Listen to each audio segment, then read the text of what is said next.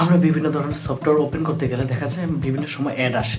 যেমন ইমো যদি আমরা ওপেন করি বিভিন্ন সময় বিভিন্ন অ্যাড আসে, বিভিন্ন সফটওয়্যার ওপেন করতে গেলে বিভিন্ন সময় বিভিন্ন অ্যাড আসে, ইউটিউবে অ্যাড আসে। এমন অনেক সময় দেখা যায় যে আমরা গ্যালারিতে গেলে, এমনকি প্লে স্টোরে গেলে সেখানেও কিন্তু অ্যাড আসে। এটা কিন্তু এক ধরনের বিরক্তিকর। আমরা বিভিন্ন ইম্পর্টেন্ট জিনিস দেখতে যাচ্ছি, সেখানেও অ্যাড আছে। এটা কিন্তু খুবই বিরক্তি করে আমাদের জন্য। আমরা যারা প্রত্যহ মোবাইল ইউজ করি বা এটা কিন্তু আমাদের জন্য খুবই বিভ্রান্তিকর একটা পরিস্থিতি, বলতে গেলে একেবারে অসহ্য। তো আমার বিশ্বাস আজকের ভিডিওটি যদি আপনি মনোযোগ সহকারে দেখেন তাহলে আমার মতো আপনিও খুব সহজে আপনার মোবাইলে আসা অ্যাডগুলো খুব বন্ধ করতে পারবেন। হ্যালো বন্ধুরা, আসসালামু আলাইকুম। আমি মিস্টার জনি আছি আপনাদের সাথে, আপনারা আছেন মিস্টার জনির সাথে। তো দেরি না করে চলুন শুরু করা যাক আমাদের আজকের ভিডিও।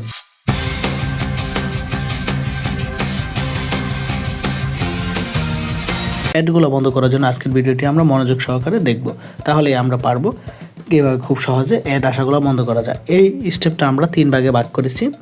প্রথম ভাগে আমরা দেখাবো খুব সহজ করে কিভাবে অ্যাডগুলো বন্ধ করা যায়। তো সর্বপ্রথম আমরা সেটিংয়ে চলে যাব। এখানে টাইপ করব গুগল টাইপ করার পর এখানে আমাদের গুগল ফিচারটা চলে আসবে। এখান থেকে আমরা এখানে ক্লিক করব। এখানে ক্লিক করার পর এখানে রিকমেন্ডেড অ্যান্ড অল সার্ভিস যে দুটো অপশন আছে, আমরা অল সার্ভিসে ক্লিক করব। অল সার্ভিসে ক্লিক করার পর আমরা নিচে চলে যাব। নিচে চলে যে এখানে যে অ্যাড লেখা আছে, অ্যাডে ক্লিক করব। এখানে লেখা আছে রিসেট অ্যাডভার্টাইজিং আইডি, এখানে আমরা ক্লিক করব। এখানে ক্লিক করার পর এখানে যে ক্যান্সেল আর কনফার্ম লেখা আছে, এখানে আমরা কনফার্ম ক্লিক করে দেব। তারপর এখানে আছে নিচে লেখা আছে ডিলেট অ্যাডভার্টাইজিং আইডি, এখানে ক্লিক করব। এখানে ক্লিক করার পর এখানে আমরা ডিলেট অ্যাডভার্টাইজিং আইডি এখানে ক্লিক করে দেব। এখানে ক্লিক করে দিলে আমাদের অ্যাড আসা অনেকটা বন্ধ হয়ে যাবে। তো তারপরে যদি আমাদের অ্যাড আসা, আমরা 2 নাম্বার স্টেপটা ফলো করব। 2 নাম্বার স্টেপটা অবশ্য আপনারা চাইলে 1 নাম্বার স্টেপের সাথে সাথে 2 নাম্বার স্টেপটা ফলো করতে পারেন, তাহলে আশা রাখি আপনারা আরও বেশি উপকার পাবেন। তো চলুন 2 নাম্বার স্টেপটা ফলো করার জন্য আমরা চলে যাব ক্রোম ব্রাউজারে। তো আমরা ক্রোম ব্রাউজারে আসার পর এখান থেকে যে উপরে 3 ডট আছে এখানে ক্লিক করব। এখানে ক্লিক করার পর এখানে যে সেটিং আছে, সেটিংয়ে ক্লিক করব। সেটিংয়ে ক্লিক করার পর আমরা একটু নিচে যাব। এখানে যে সাইট সেটিং আছে এখানে ক্লিক করব। এখান থেকে আমরা স্ক্রল করতে করতে আমরা যাব নিচের কন্টেন্ট এখান থেকে যে লেখা আছে থার্ড পার্টি কুকিজ, এখানে ক্লিক করব। এখানে ক্লিক করার পর তো আমাদের কাছে 3টা অপশন শো করবে। Allow third party cookies, 2 number হচ্ছে block third party cookies incognito mode, 3 number যেটা আছে ব্লক থার্ড পার্টি কুকিজ। তো এখানে আমাদের প্রথম বা দ্বিতীয়টা থাকার সম্ভাবনা বেশি, যে এটা সিলেক্ট করা থাকে। আমরা লাস্টেরটা অর্থাৎ 3 নাম্বারটা সিলেক্ট করে দেবো।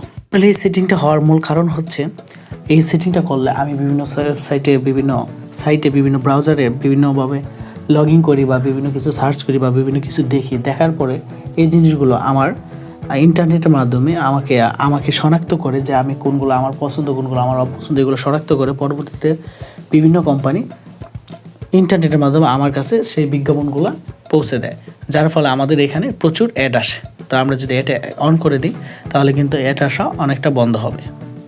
কিন্তু আমরা অনেক সময় দেখি যে আমাদের পছন্দের জিনিসগুলো বারবার ফেসবুক অথবা ইউটিউব বিভিন্ন জায়গায় অ্যাড আসতেছে বা শো করতেছে। এটা কিন্তু তার মূল কারণ। এভাবে ফেসবুক অথবা ইউটিউব বা যে কোনো ইন্টারনেট জগৎ আমাদের পছন্দ অপছন্দ শনাক্ত করে।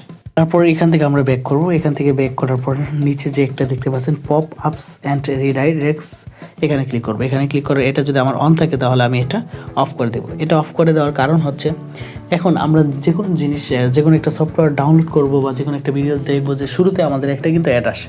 তো অ্যাড আসার ফলে কিন্তু আমরা সেই বিষয়টা, অর্থাৎ যে বিষয়টা আমরা দেখার জন্য মূলত সেখানে ঢুকেছি, সেটা না ঢুকে দেখা যায় অন্য একটা সাইট আমাদের নিয়ে যায়। এটা যদি আমরা অফ করে দিই তাহলে কিন্তু সেটা বন্ধ হবে, অর্থাৎ এই অ্যাডটা আসা বন্ধ হবে। এখন আমরা এখান থেকে ব্যাক করবো। এখান থেকে ব্যাক করে একদম উপরে চলে আসবো। এখানে যে অল সাইট নামে যে অপশনটা আছে এখানে ক্লিক করবো। এখানে ক্লিক করার পর কিন্তু আমার অনেক কিছু দেখাবে, তাই আমি প্রত্যেকটা জিনিস ডিলিট করে দেব। অর্থাৎ আমার কোন সাইট থেকে আমার বিভিন্ন অ্যাড আসে সেগুলো এখানে শো করবে। তো এখান থেকে আমি সবগুলো ডিলিট করে দেব। আমরা সবগুলো ডিলিট করার জন্য এখানে উপরে যে লেখা আছে ডিলিট ব্রাউজিং ডাটা, এখানে ক্লিক করব। এখানে ক্লিক করার পর এখান থেকে আমরা কতক্ষণ আগের ডাটা ডিলিট করতে চাই, এখানে আমি অল টাইম লিখে দেবো। তারপর এখান থেকে ডিলিট প্রেস করব। তো ডিলিট প্রেস করে দেওয়ার পর এখানে কিন্তু আমার ডাটাগুলো ডিলিট হচ্ছে, কারণ একটা করে ডিলিট করতে গেলে কিন্তু আমার অনেক সময় লাগতো। তো এখানে আমার 2টা রয়ে গেছে, তো আমি এটাও ডিলিট করে দিলাম। তারপর যদি অ্যাড আসে, আমরা সর্বপ্রথম যে অ্যাপ থেকে বেশি অ্যাড আসে সেই অ্যাপটা আমরা সিলেক্ট করব। সেই অ্যাপটা সিলেক্ট করার পর সেখান থেকে আমরা আনইনস্টল করে দেব। আনইনস্টল করে দেবো। আনইনস্টল করে দেওয়ার পর আবার পুনরায় ইনস্টল করে নিব। আর তাছাড়াও যদি সেটা আমরা না বুঝি তাহলে আমরা সেটিংয়ে চলে যাব। সেটিংয়ে চলে গিয়ে এখান থেকে আমরা নিচে স্ক্রল করব। স্ক্রল করে অ্যাপ যে লেখা জিনিসটা আছে, অ্যাপ লেখা যেখানে আছে সেখানে আমরা ক্লিক করব। অ্যাপ লেখা ক্লিক করার পর এখানে ক্লিক করার পর ম্যানেজ অ্যাপ এখানে ক্লিক করব। এখানে ক্লিক করার পর আমরা যে অ্যাপ থেকে বেশি অ্যাড আসে সেই অ্যাপটা আমরা এখান থেকে সিলেক্ট করব। এখান থেকে সিলেক্ট করার পর এখানে যে নিচে লেখা আছে ক্লিয়ার ডাটা এখানে ক্লিক করব। এখান থেকে ক্লিয়ার ডাটা এখানে ক্লিক করব, প্লাস ক্লিয়ার ক্যাচ এখানেও ক্লিক করব। এখানে ক্লিক করে সব কিছু আমি ক্লিয়ার করে দেবো। তাহলে কিন্তু আমার উক্ত অ্যাপ থেকে অ্যাড আসা বন্ধ হয়ে যাবে। তো আশা রাখি আমাদের ভিডিওটি আপনাদের ভালো লেগেছে এবং আপনাদের দৈনন্দিন জীবন অনেক কাজে লাগবে। আমাদের ভিডিওটি যদি অবশ্যই ভালো লেগে থাকে তাহলে আমাদের ফেসবুক পেজটি ফলো করে দেবেন, ইউটিউব চ্যানেলটি সাবস্ক্রাইব করে দিবেন। পাশাপাশি আপনার যদি আমাদের ভিডিও সম্পর্কে কোনো ধরনের মন্তব্য থাকে তাহলে অবশ্যই কমেন্ট বক্সে কমেন্ট আকারে লিখে পাঠাবেন। পরবর্তীতে কোন ধরনের ভিডিও চান সে বিষয়ে আপনি যদি চান তাহলে লিখতে পারেন।